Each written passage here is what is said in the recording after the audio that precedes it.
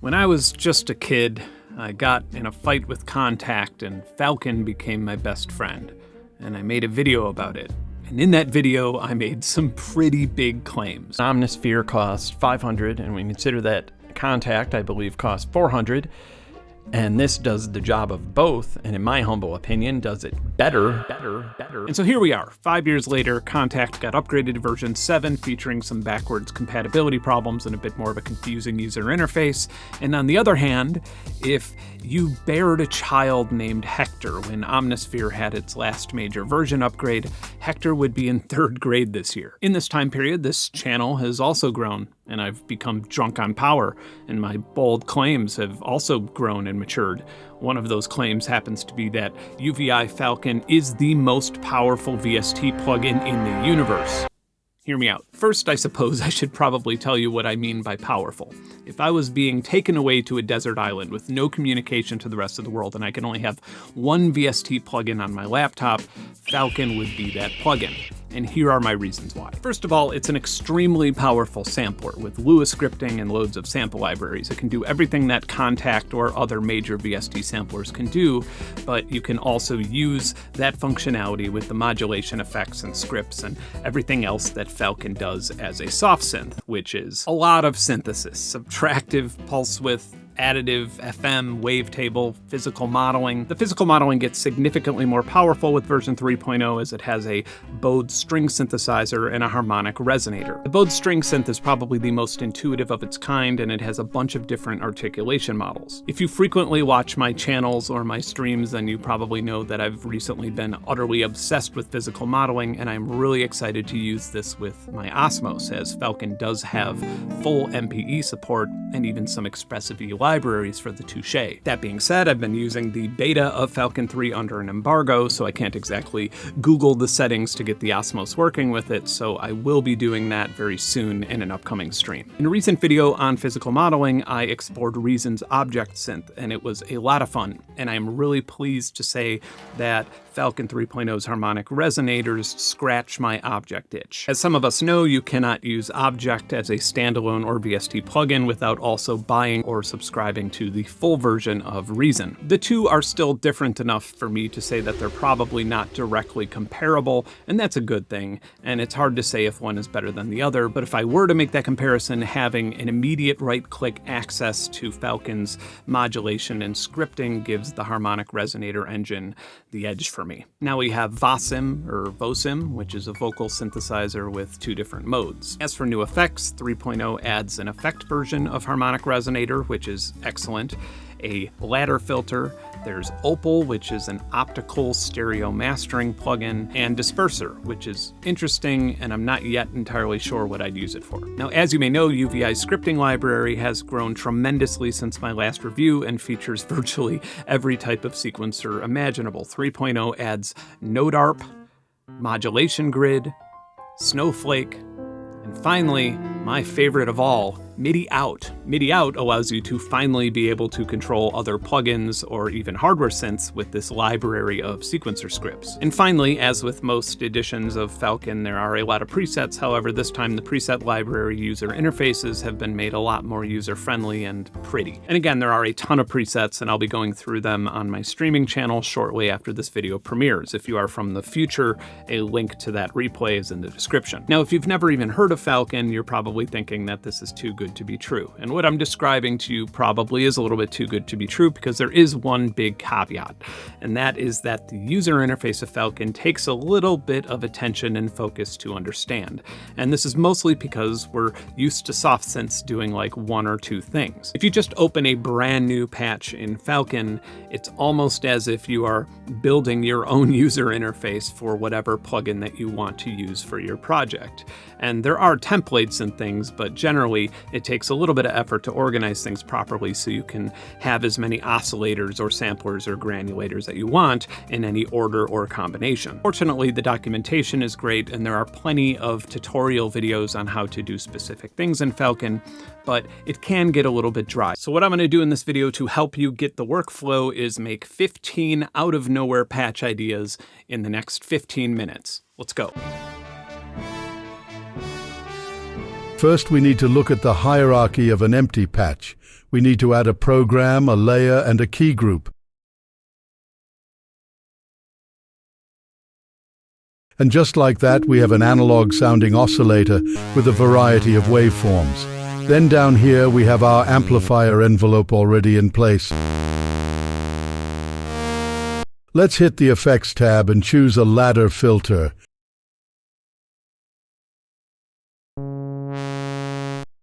We can right-click the cutoff and add a new envelope and maybe rename it as the filter ADSR just to stay organized. On the Effects tab, we can drag and drop a tape echo emulator. Finally, on the Events tab, let's drag and drop a simple arpeggiator.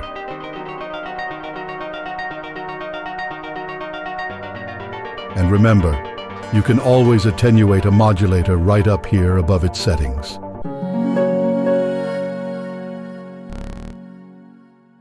Let's choose an FM generator this time. We have 4 different partials to play with, and we can add envelopes to the amplitude of each one of them. Let's change to a new overall algorithm and add a very subtle envelope to the primary operator.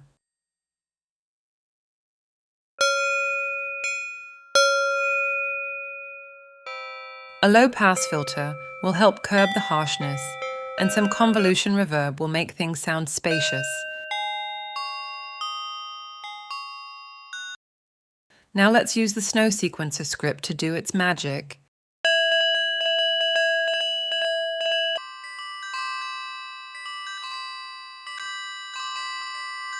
And just like that, we have wind chimes.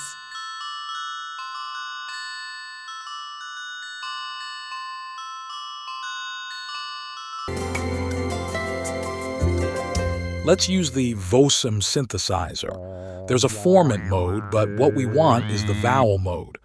I'm going to assign an LFO to the vowel knob, then choose a sample and hold as my waveform so every time I hit the key, a new vowel will be played. I'm changing the mod type to noise so things sound raspier.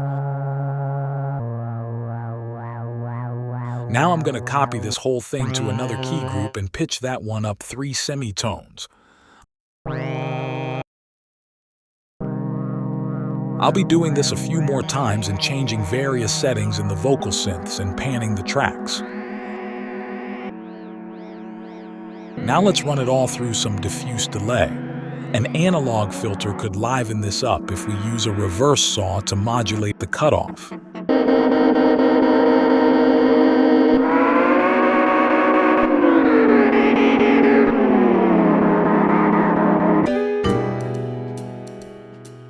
Let's take this angry person's car horn and put it into a multi-granular synthesizer. We'll need to tweak things just right to make a consistent tone we can play as a pad. The volume envelope should be more gradual. In the Events tab, we can put this all through quarter extended. Now let's bring in a dual voltage controlled filter and give it just a hint of random modulation. Harmonizing up 7 semitones always sounds nice. Finally, apply some algorithmic reverb and use this traffic jam to reach enlightenment.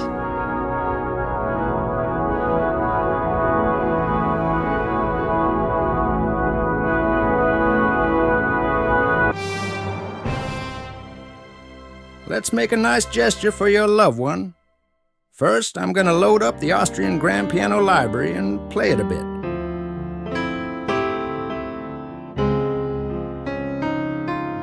Now, check out the chord bank script. It locks chords into each key you press. We can put an arpeggiator before it in the chain and record our own sequence of notes to play back later. Now I'm duplicating the whole damn thing and adding a fancy probability ARP to the copy.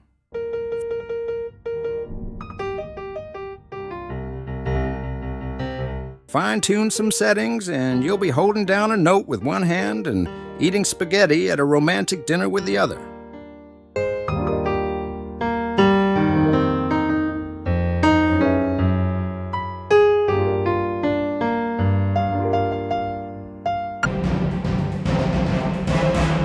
Let's load up another piano, this time a German upright. Tweak the settings to your liking.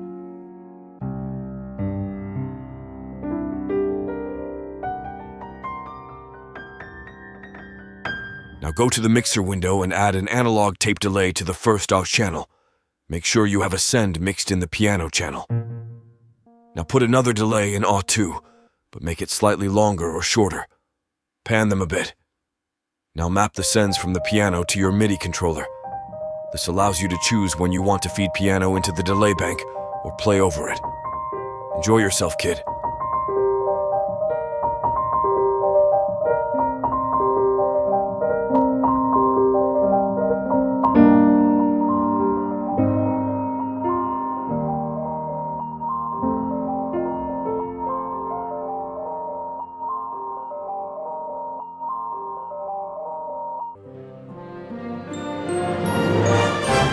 KARPLUS-STRONG is a clever way to make a plucked instrument sound using delay.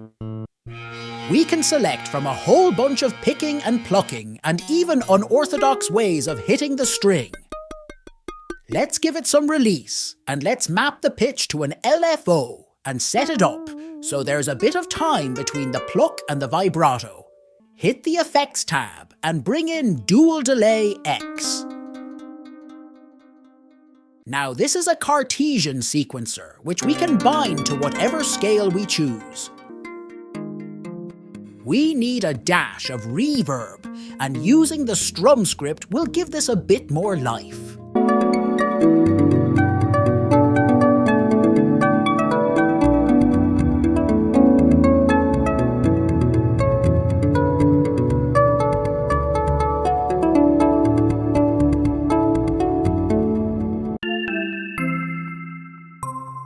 I do love a good organ, and I ain't talking about penises either. Let's see if we can make this baby sound like a Hammond. We can set up the MIDI controller to the drawbars. Over in Effects, we have a rotary speaker emulator. Nice. Let's map that to the mod wheel. Scoop on some spring reverb. Now we're talking.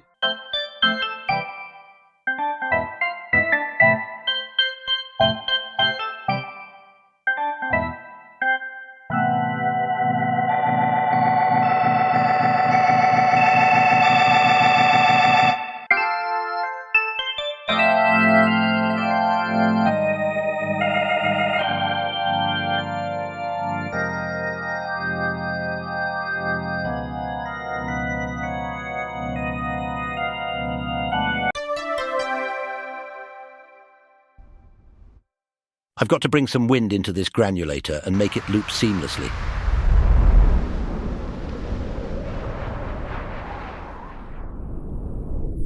The low rumble is horrible.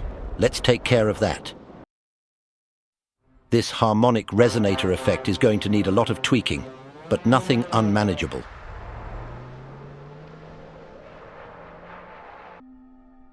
Now let's liven it up with an impulse.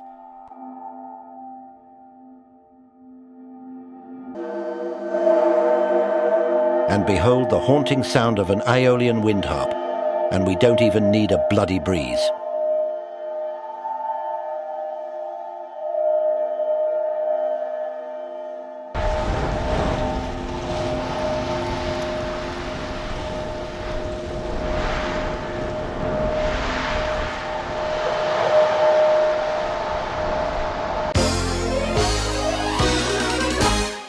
I want to be a conductor, and I have an idea that would use the new physical modeler.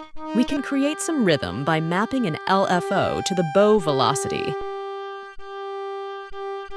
Now I'm going to put a slight random modulator on the depth of the LFO to make things sound more organic. I'm going to be mapping the LFO speed to my keyboard's mod wheel. Let's duplicate this entire part and move them to their own key groups.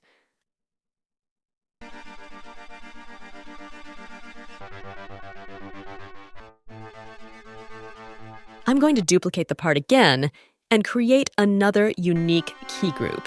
Now let's put on some hall reverb.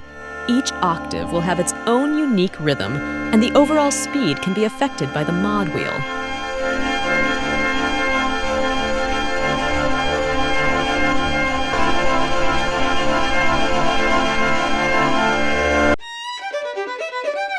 I love arrangers, but not everyone has that kind of money. Program 24 has a ton of chord sequences that we could use to simulate one. Now, we need to make a lead synth in a new part, and we need to make it a mono synth with some slide on it. I'm going to put each instrument on their own key groups and assign an LFO to the pitch of that lead. Spice it up with delay and reverb. This vinyl emulator should make things sound nice and lo-fi.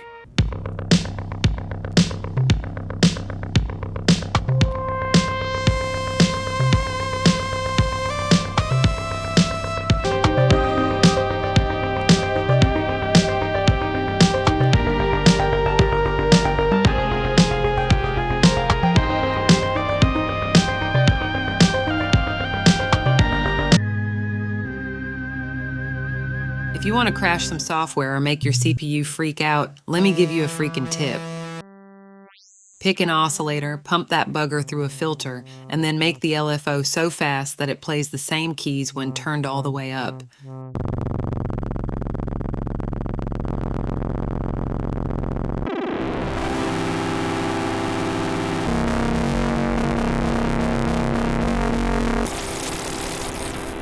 Damn, this Falcon handled it just fine.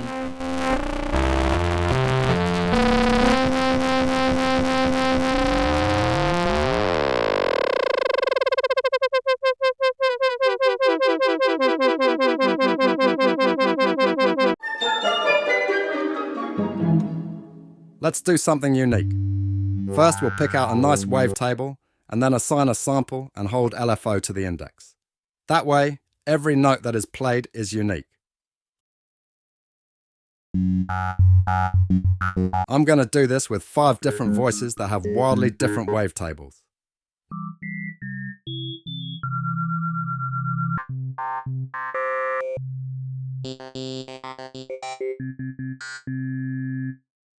Now the important part, the trigger mode, needs to be on random. Let's throw on some vibrato on the main oscillator pitch. Lovely.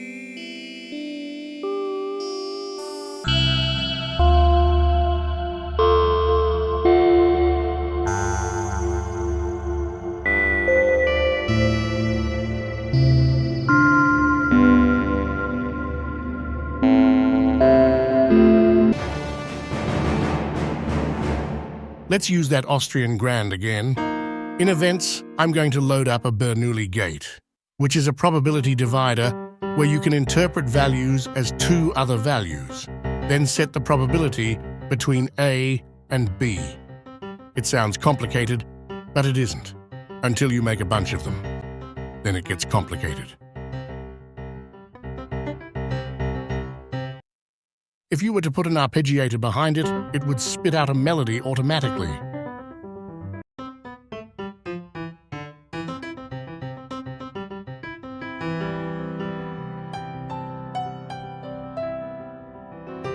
But now I can keep pressing the C1 key, and it plays this lovely generative melody at my speed and velocity. I can send the MIDI output to other plugins, or to my robot piano.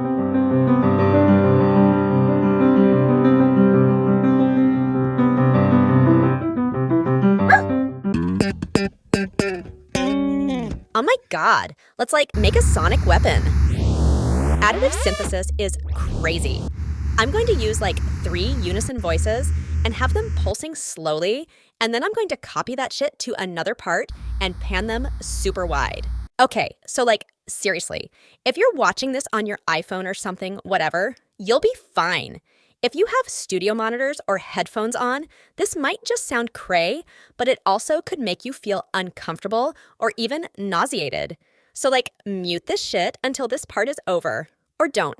You do you.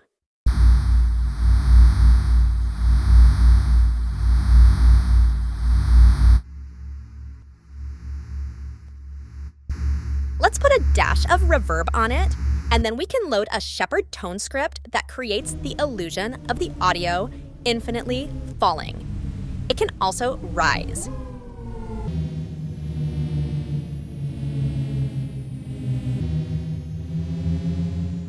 We'll tweak those partials and yeah.